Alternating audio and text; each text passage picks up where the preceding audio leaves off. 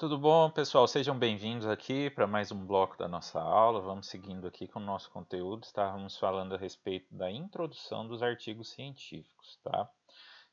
E aí, né, um dos últimos tópicos que eu falei no bloco passado foi a respeito, né, do embasamento científico do seu trabalho. Então, não custa nada a gente relembrar, né? Já vimos aqui um pouco a respeito quando vocês estavam fazendo a redação de projeto científico. Aqui não vai ser diferente, né? Então você precisa buscar as fontes de informação, e aí geralmente a gente destaca, né, em fontes primárias e fontes secundárias. O que seriam as fontes primárias? Quando você pensa em ciência, em pesquisa científica, você tem que beber da fonte, né?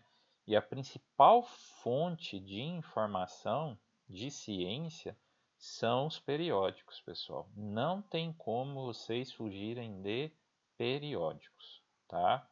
Então vocês precisam buscar através dos artigos científicos e principalmente buscar artigos de alto fator de impacto, aqueles artigos que são os mais citados. Então vocês precisam buscar disso, as revistas de alto fator de impacto e artigos muito citados, tá? Nesse contexto, vocês vão usar aquela metodologia que eu já falei lá para vocês, lá durante o projeto científico, de pegar os artigos, baixar os artigos, montar fichas catalográficas, estudar os artigos, fazer uma classificação, ver o que é bom, o que não é bom, o que aproveita, o que não aproveita, fazer as fichas de citação. Então, todo aquele trabalho que você fez lá no projeto científico e com certeza você aprofundou ao longo da sua dissertação, você vai aproveitar aquilo aqui para esse seu artigo. Um algo a mais que você precisa fazer busque citar artigos daquele periódico que você pretende publicar. Muitas revistas elas olham isso, elas observam isso. Você quer escrever o artigo para uma revista A, um periódico A. Porém, você só cita artigos dos periódicos B, C, D e E, que são concorrentes daquela revista. Ora, a sua revisão bibliográfica indica ao editor e aos avaliadores que você teve um olhar muito maior para aquelas outras revistas do que para a revista deles. Ou seja, você se entregou. Aí você pode falar, não, mas é porque é, os artigos daquelas revistas são mais renomados e tudo mais. Ok, mas você não encontrou nenhum artigo dessa revista que você pretende publicar? Então tenham esse cuidado, pessoal, eles observam muito isso, tá? Além disso, né, outras dicas, né, artigos científicos. Então, se for um assunto consagrado, vale a pena você citar o original. O que é isso aqui? Ele está falando muito com relação ao tempo, período, tá? Busque sempre referências novas, jovens, referências de 2, 3 anos, no máximo 5 anos. Referências de 5 anos já são consideradas referências antigas. Por quê? A ciência, pessoal, o mundo não para de girar. A ciência ela evolui dia a dia, o tempo inteiro.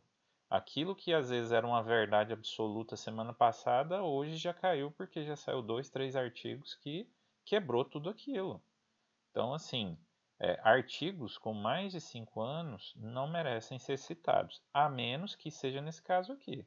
Você quer citar aquela fonte daquele artigo que é né, a base, é o sustentáculo, é a pedra fundamental daquela linha de pesquisa. Então, desde que não seja algo indiscriminado, você pode fazer algumas citações mais antigas, tá? Fontes secundárias, né? Então, vai ser a revisão de literatura que você fez, do seu projeto, da sua dissertação, algumas teses, algumas dissertações, textos de sites e por aí vai, embora exista norma para isso, isso não é bem visto em artigo científico, tá? Então eu não recomendo. Recomendo fortemente artigos em periódicos, no máximo teses e dissertações. Livros também não recomendo. É permitido? É, não é proibido, mas eu não recomendo, ok? Bom, pessoal, então, dentro dessa revisão, né, de literatura, então, você pode trazer uma narrativa, fazer uma narrativa, uma revisão tradicional, que é aquela síntese da literatura, do tema, né, que é realizada de uma forma sistemática, e aí você vai concluir, né, levar à conclusão sobre o estado da arte do assunto, né, ou a opinião sua, né, sobre o tema, e aquela revisão sistemática, né, que é a síntese da literatura fundamentada na aplicação de estratégias que limitam o viés de busca do artigo, né. No caso aqui, o que você vai procurar fazer? Uma avaliação crítica do conteúdo, da síntese dos resultados e da conclusão, tá? Então você traz algo mais elaborado, tá? Então você tem essas duas formas de fazer essa narração ou essa síntese sistemática que é um pouco mais crítica sobre determinado assunto, tá? Você pode me perguntar, professor, qual das duas eu posso usar? Eu faço sempre essa recomendação. Pegue os artigos, pega lá os 5 primeiros artigos mais citados do periódico e analise, observe, verifique qual é o estilo de revisão de literatura que tem lá. Aqueles artigos top 5, eles primam por uma narrativa mais tradicional ou por uma revisão mais sistemática? Provavelmente, aqueles 5 vão ser uma amostragem, vai ser uma tendência da revista. Então, você seguir aquele padrão adotado pelo top 5, provavelmente você não vai estar fugindo daquela identidade da revista, tá? Então, procure seguir a identidade da revista. Tá, ok, vamos supor que seja então uma revisão sistemática. Como que é que eu posso estruturar uma revisão sistemática? No caso da revisão sistemática, você tem essa receitinha de bolo aqui que auxilia muito na hora de você depois pegar aquele texto, sintetizar para inserir no seu trabalho, no seu artigo. Primeira coisa, você precisa formular, deixar bem claro qual é a questão apropriada a ser investigada. Então, você pegou um artigo lá qualquer, você leu aquele artigo, aí você tem que formular qual que é a questão principal que eu vou investigar desse artigo. Às vezes é um artigo sobre distorções harmônicas, mas que ele fala lá sobre distorção harmônica de tensão, distorção harmônica de corrente, distorções harmônicas de sequência zero, e fala lá das ordens ímpares múltiplas de 3, né? 6K mais ou menos 1, por exemplo. Então está falando da ordem 5, 7, 11ª, 13ª e por aí vai. Tá, é um universo de informações. Qual dessas aqui eu vou abordar em específico para trazer do meu trabalho? É a distorção harmônica geral? É a distorção harmônica de corrente? É a distorção harmônica de tensão? Ou é a distorção harmônica individual de 11ª ordem daquele modelo que ele está tratando? Então, primeira coisa, você precisa formular. Qual que é a questão apropriada daquele artigo que você vai aproveitar para o seu, tá? Segundo lugar, você fez a busca pelos artigos, encontrou esses artigos, ok?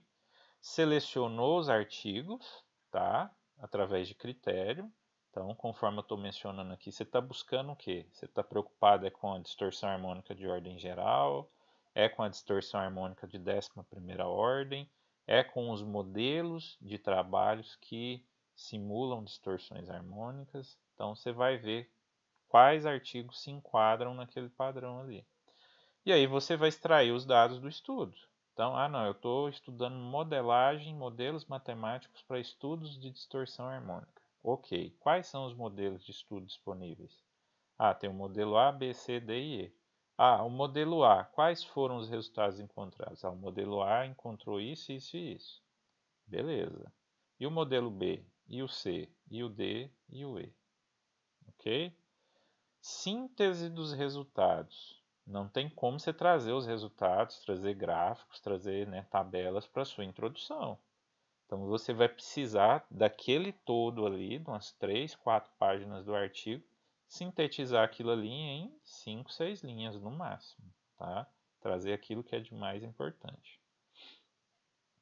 analisar os resultados, naturalmente você está fazendo uma síntese analítica ali, né, uma síntese crítica, então verificar se está homogêneo, se não está homogêneo, se atende estatisticamente, se tem uma falha estatística, né, então você vai fazer essa análise crítica, e aí por fim uma conclusão, né, uma interpretação com a apresentação dos resultados segundo um determinado padrão, né, então você vai, né, no final ali fala, olha, trouxe isso e isso, né? E aí você pode concluir ou não. Você pode já, né, nessa questão aqui da sistemática, né, já trazer, olha, né, a sua opinião dizendo que o modelo é frágil, que o modelo apresentou falhas, que o erro é muito alto, né, algo desse tipo, tá?